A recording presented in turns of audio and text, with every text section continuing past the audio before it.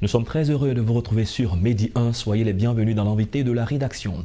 Le 27 novembre 2019, à l'issue du Conseil des ministres tenu à Katiola, la mise en service des postes de péage de Moapé et de Thomasset sur la route de l'Est a été annoncée par le porte-parole du gouvernement. Il a aussi annoncé la mise en place de péages sur d'autres tronçons routiers, notamment l'autoroute Abidjan-Grand Bassam, l'autoroute Thiébissou-Boaké et la route Fer-Kessédougou-Kang-Nation. Les péages en Côte d'Ivoire entre opportunités et cherté de la vie, on en parle et justement pour en discuter, nous retrouvons Émile Belakwakou, notre consultant. Bienvenue sur ce plateau. Merci de m'avoir sur votre plateau. Vous êtes consultant en développement international. Avec vous, nous parlerons des péages en Côte d'Ivoire. Ces derniers temps, on parle de péage de l'autoroute de Grand Bassam. Comment les populations ont-elles accueilli les péages en Côte d'Ivoire? Peut-être qu'il faut répartir un peu plus dans l'historique même des péages.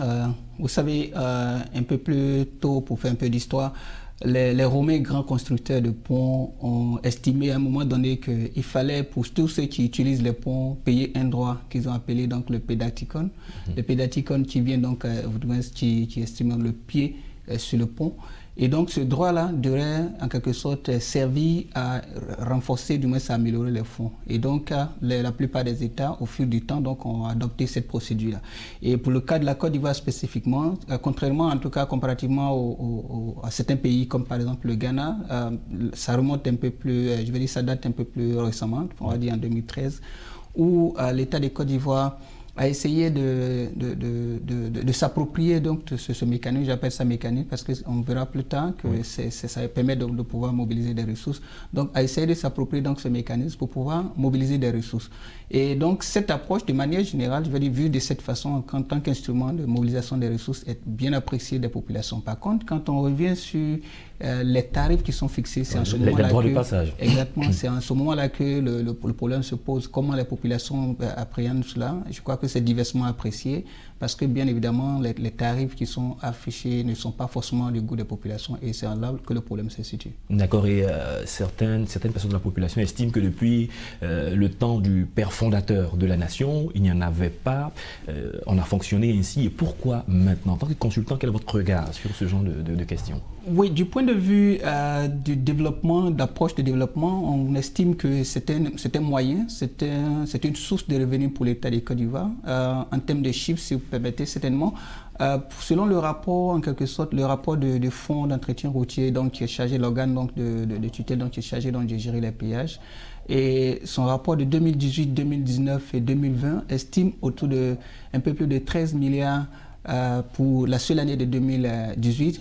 Autour de 14 milliards pour la seule année de 2019 et autour de 17 milliards, un peu plus, pour l'année 2020. Donc, vous comprenez que c'est quand même une bonne source de revenus donc, pour l'État. Donc, du point de vue du développement, parce qu'il faut évidemment avoir des ressources pour pouvoir donc, engager les projets de développement. Donc, pour l'État de Côte d'Ivoire, c'est vraiment une bonne approche et je crois que c'est quelque chose qui devrait être bien envisagé. Après, ce qui pose le problème, c'est quelle est l'utilisation de ces ressources qui sont mobilisées? Ça, par contre, on peut certainement en discuter. D'accord, l'utilisation des ressources mobilisées, c'est une autre paire de manches. Pendant ce temps, les populations, elles estiment que les coûts sont élevés.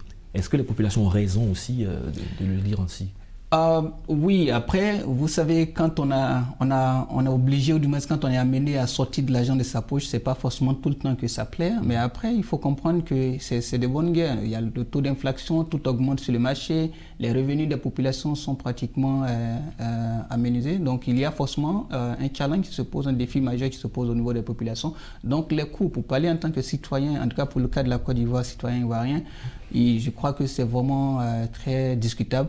Et je dis discutable parce que les coûts sur certains péages ne sont pas forcément harmonisés. Quand je prends le cas, par exemple, du péage de Grand Bassam, c'est forcément, en quelque sorte, très discutable dans la mesure où ça se situe à une position où les populations qui habitent, par exemple, à Bassam, aujourd'hui, les gens ne sont pas forcément bien lotis à Abidjan, donc ils sont tentés d'habiter, du moins, de s'installer dans les zones périphériques. Et donc, il y a une forte population, une forte densité de population qui habitent hors d'Abidjan et donc dans la zone de Bassam. Et donc, si ces populations-là vont se déplacer, venir au travail, il faut payer 1000 francs. Payer 1000 francs pour retenir, ça fait autour de 2000 francs. pour la seule journée.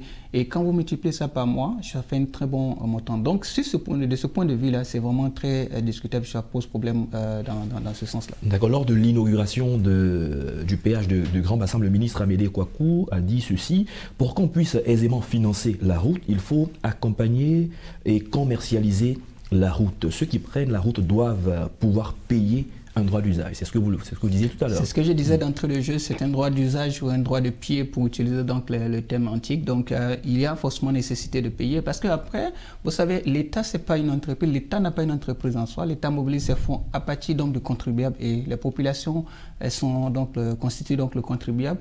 Et en dehors des populations donc ivoiriennes, il y a aussi des étrangers qui utilisent ce moyen, ce canal de transmission de transport. Donc il faut aussi les amener à contribution pour que ces ressources-là qui sont mobilisées puissent être utilisées. Donc évidemment, il est nécessaire que ce droit soit perçu et évidemment utilisé pour d'autres projets. Est-ce que cette mobilisation de ressources doit tenir dans le temps? Ah oui, évidemment, il faut que ça s'inscrive dans le temps. Mais après, encore une fois, il faut voir comment est-ce que au fil du temps, ça va être appréhendé.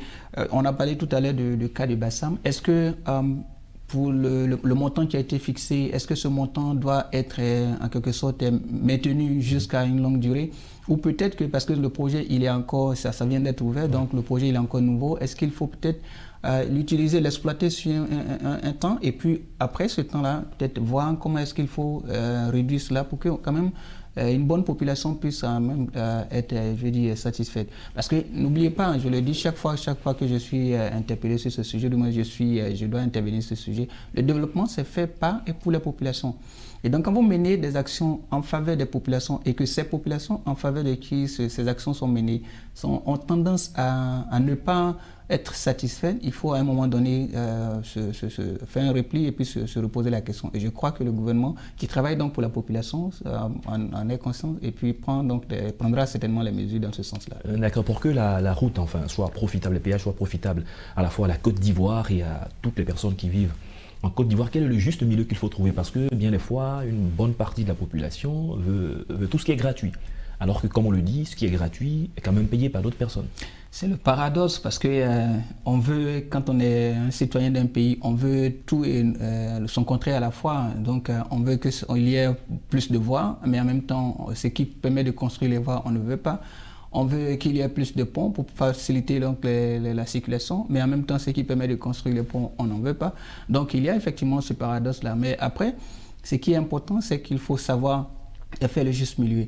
Qu'est-ce qui satisfait la population? Moi, j'estime que de ce point de vue-là, l'État, en faisant les projets, devait appréhender ces aspects, anticiper ces actions. Par exemple, pour le cas de Bassam, c'est vrai qu'il a été certainement réfléchi parce que l'État ne va pas nécessairement faire des projets sans toutefois appréhender tous ces aspects. Mais j'estime, si vous me demandez en tant qu'Ivoirien, j'estime que ça aurait pu, par exemple, s'installer un peu au-delà de Bassam pour que ça puisse, en tout cas, ceux qui vont au-delà de Bassam, donc sont en train de sortir d'Abidjan, soit pour aller dans d'autres zones. Et à partir de ce moment-là, il y a quand même satisfaction. Donc ceux-là sont amenés à contribuer. Et puis donc laisser la population, ceux qui habitent Bassam, profiter du fait que c'est une voie qui accède donc à une ville historique qu'est Bassam. Et on parle plus de Bassam parce que c'est plus récent, mais quand on prend d'autres localités comme celle d'Atengue, les chiffres d'ailleurs que j'ai donnés sur les estimations, les apports, c'est plus le péage d'Atengue qui est donc l'un des vieux. Donc vous voyez que ce sont des péages qui rapportent beaucoup d'argent. Alors est-ce qu'il ne faut pas peut-être à un moment donné réfléchir sur, j'ai pas envie de dire gratuité, mais revoir le montant de sorte à satisfaire la population? Ça, c'est une question peut-être qu'à un moment donné qu'il va falloir peut-être répondre, et moi je laisse ça à l'État. Quand bien les autorités disent avoir suffisamment étudié la question, la dernière question que je voudrais poser, c'est le constat. Après l'ouverture du péage de Grand Bassam, l'ancienne voie détournée est longuement utilisée. De votre œil de spécialiste et d'Ivoirien, comment vous voyez la suite? Est-ce que finalement, avec les grands embouteillages qui vont se créer, tout le monde ne reviendra pas finalement payer ce qui a été décrié?